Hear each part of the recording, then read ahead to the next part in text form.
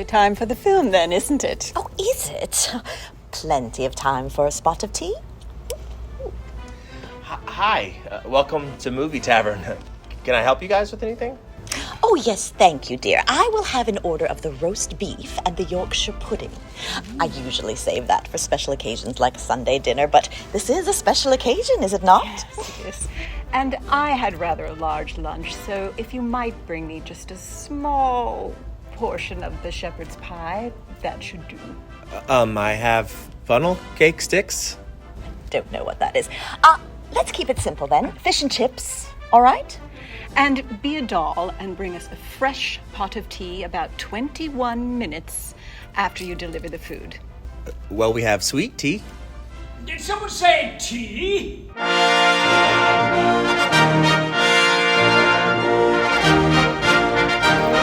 Here we are, my ladies. Thank you, Carson. A tad early there, Carson. Can I actually get you guys anything? Fine. Can I just get like a Diet Pepsi, Milk Duds? You got Sour Patch Kids?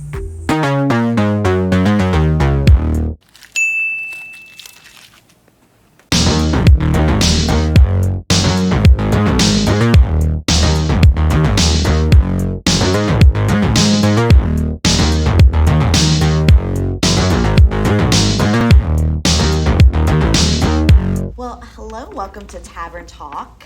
Today we're going to be talking about Downton Abbey, a new era. My name is Jennifer Ruud, and I am a super fan of Downton Abbey, have been for years, and so I was really excited to have the opportunity to come and see it tonight and talk about it. Yes, I'm Stacey Jones, and I'm a writer and avid Anglophile and big fan of Downton Abbey. I've watched the series. I won't say how many times. That means a lot. And I More was than just me, I think. really happy to come and be with these kind of old friends again. So my initial reaction was I loved it, and I'm a super fan, so I would say that. I was saying earlier they could just be reading like a cookbook or whatever, and I would find it amazing because it's beautiful to watch. Every shot is just gorgeous. Mm-hmm. I really love how there's so many characters, but they really you get a taste of of all of them fitting into this big story arc, mm-hmm. and I thought it was wonderful. A little sad, but there were happy endings as well. Mm-hmm. What did you think? Well, I think this was a movie that was really good at what it's good for. It takes people, especially if you've watched the series and the initial movie, it takes people that you know and love, and it lets you spend more time with them. And as you said, I mean, in beautiful environments. I mean, places you would only dream to go. How can we add the south of France to this? Exactly. How can we make it even better? Let's Even put better. a villa in the south of France. Do I look as if I turned down a villa in the south of France? So I think I think that Downton Abbey knows what it is and what people want from it, and the creators, the costumers, the art directors, the actors, everybody knows exactly what they're there to do, and they really do it well. We went to, several years ago, we went to the Downton Abbey exhibition in New York City and saw a lot of the costumes and some of the sets and everything. Wow. So having seen that and then to see this movie now, it gives me even more kind of detailed look at what goes on behind the scenes to make the movies. But I think the thing I like the most is just that the characters are lovable and love each other. And it's nice to spend 2 hours of your life in a beautiful setting with people you care about and you want to see them happy. The movie is kind of that kind of classic structure. It starts with, the setting and the characters, and then it starts to lay out the barriers and the problems and the foils of everybody. And if you've watched Downton Abbey, you know it will be put right. In the end. In the end. Beautifully. Yeah, I really like what you said about spending time with the characters. I think anyone who's a fan of any show and a iconic show like Downton Abbey, where you just really get to know every character. Then, time passes, and then there was the first movie. You got to spend some more time with them, and then it's just so nice. It's like settling in with old friends who are much richer than me, but still. Some of them. Some of them are not. But you're right. There are certainly characters who've had, big story arcs, but even the ones like Thomas, he started out, Yeah, he's as a probably jerk changed the most. face. I think he's had the biggest character arc. Yes, I was thinking that. And even, this film, they're filming a film at Downton Abbey. So you get like the Hollywood, talkies are emerging, and there's a character who's a famous silent film actress who you really think is pretty awful from the get-go. But even though, and in not much time, they kind of develop her, and you see, oh, okay, well, this is what she's going through. This is why she's not like this, or she's like that. Yeah. Right. Yeah. And instead of casting her out, and just, she's shown as being a human, and other humans empathizing around her instead of just like, no one is pure evil, I guess you could say. Yeah, I think that maybe one of the weaknesses, of the movie that the show doesn't have is that the movie has the burden to give every character something to do in the space of 2 hours. And so some of the storylines feel a little kind of like, okay, I know they're just giving her this to do. As over the course of a season, somebody's storyline can kind of peak and fall, over 13 hours or, whatever the season length is. So in the series or in the movie, it can feel a little more heavy-handed, but I don't care. Same, right, because it was sort of like a rush to get, you can kind of see, well, we're going to give this person a happy ending, we're going to give this person a happy ending. I'm glad that Mr. Mosley got his his due. I know. But you didn't see much of Anna and Bates really. I mean, they were there, but they're kind of settled. But you're right, and the main focus I think of this film was really Lady Grantham. Yeah. I'm sorry, the Lady Grantham and the Dowager. Yes. And so that kind of threaded throughout, but it is hard to in 2 hours kind of because there's so many characters. There's so many. I did find it really touching because I just who isn't really attached to Sybil Crawley Ranson? And I will start crying spontaneously on the treadmill while watching Downton Abbey on the treadmill when they mention her after her death early in the series. And so even when they mentioned her in the movie, I teared up, and it was nice to see her daughter and what's kind of in the future for her daughter, and I was really grateful for that. What did you think of Lady Mary and Lady Edith? I mean, this isn't really a big spoiler. Their relationship early in the series, where I'm watching it now, I mean, they did terrible things to each other. They weren't teenagers when they did these things. They were women, grown women. And in the movie tonight, they seemed much more mellow. They got along, comforted each other. It was different to me to see them like that. Yeah, I think maybe just their life experiences and what they've gone through. Mary obviously had been taking on more responsibility.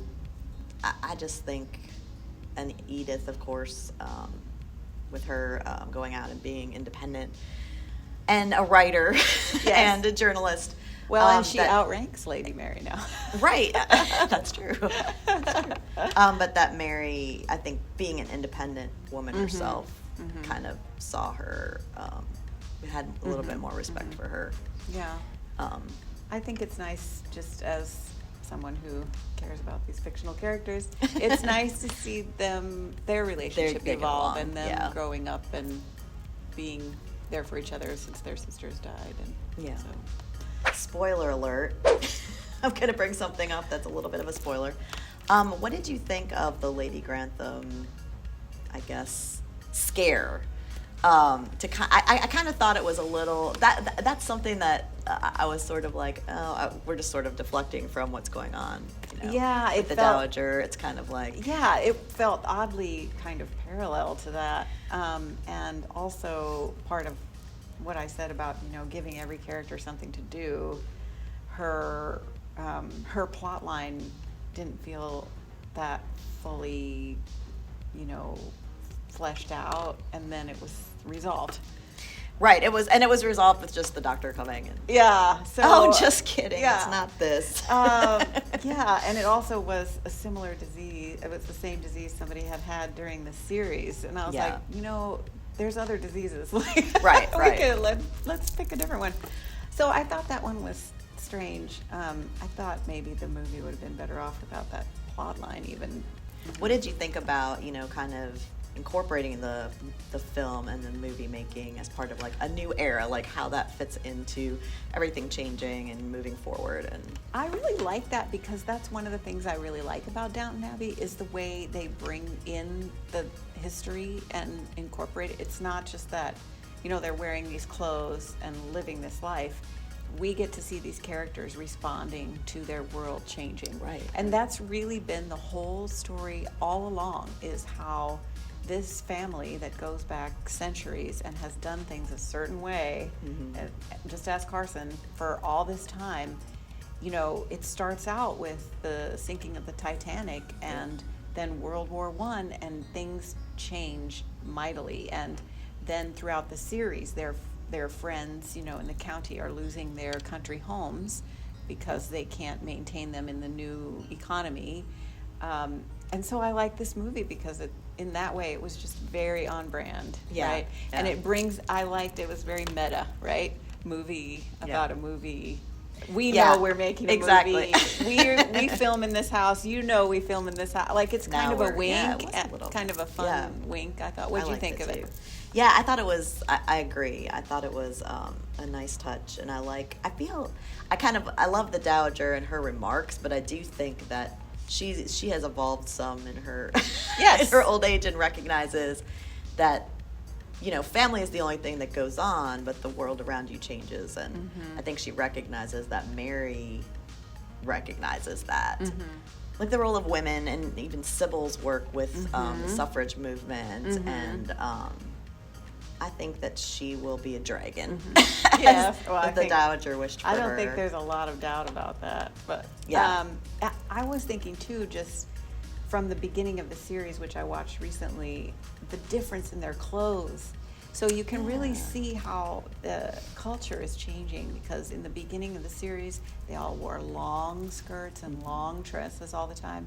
And then by the end of the series, only the Dowager Countess is dressing really like that. Right. The rest of them are modernizing in their wardrobes, and you can see the change in their just daily life. There are some storylines I wish I could have seen more of, like that, like the Thomas.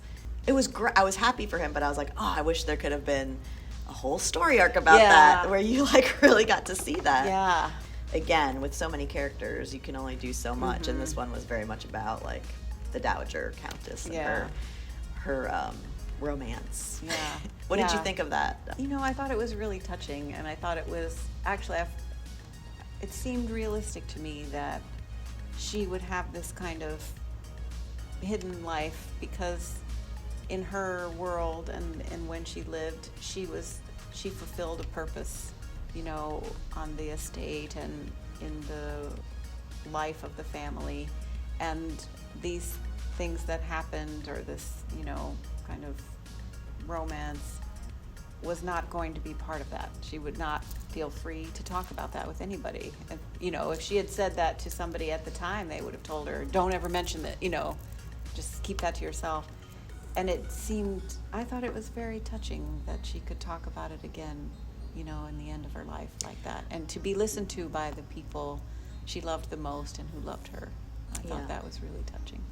You learn a lot about people that you didn't know, like towards the end of their life. All of a sudden, I just remembered my grandparents, all of a sudden we'd hear these stories. Yes. Like, what? Tell me more. I don't know. I think in some ways, like when someone is nearing the end of their life, you almost get to know them better. I mean, not everyone, but a lot of people. And I liked that she felt that she could share that with her family and be supported. Yeah.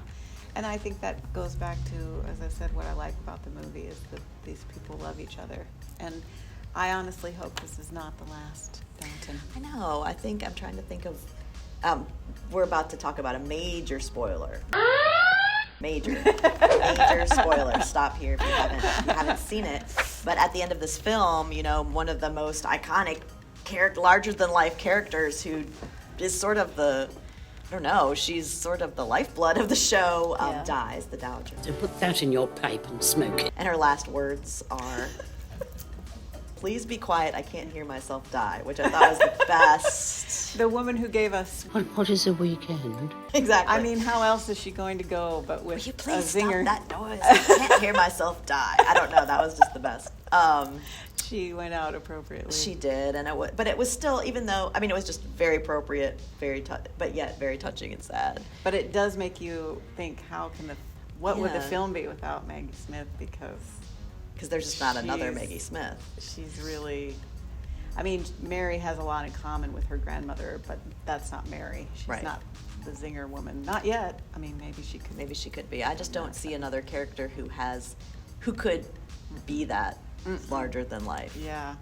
Looming over the film. I mean, it even ends on her portrait. Like the film ends on her portrait. Over the whole family. Yes, and her, idea. And of course, there's a birth at the end too, kind of. Yes. That everything bookending goes that. on. Everything goes on, and so it's time for our star ratings. ooh, I feel like we should have cups of tea. Yeah, stars. That's right. Absolutely. I out of 5 cups of tea, out of 5 stars. I think you could really make a case for 4 stars just for some of the things that we've said in terms of, a lot of characters trying to get a lot done. But I'm going to give it what I feel, which is 5 stars. It knows what it is. It did it really well. It was incredibly enjoyable. I loved every minute. 5 stars. I am going to go with 4.5. Maybe 4 3/4. 4.5, only because there were some moments that just seemed either like they didn't need to be there, and they were just trying to cram some characters in, or it was just a little rushed in parts, but it was beautiful. And if you love Downton Abbey, you're gonna love the film. You're gonna love it. So just wanted to thank the Movie Tavern for letting us have the opportunity to see the film tonight, to film here. If there is a Movie Tavern in your area, please run out in your finest regalia and see Downton Abbey. And please subscribe to the YouTube channel if you haven't already. There's postings every week, new postings almost every week. Great reviews. And so I don't know about you, but I'm ready for tea and with some honey, maybe. Crumpets? And crumpets. Maybe a shot in my tea. No, I don't know. However you take your tea. I hope you have a lovely day, and thanks for the opportunity.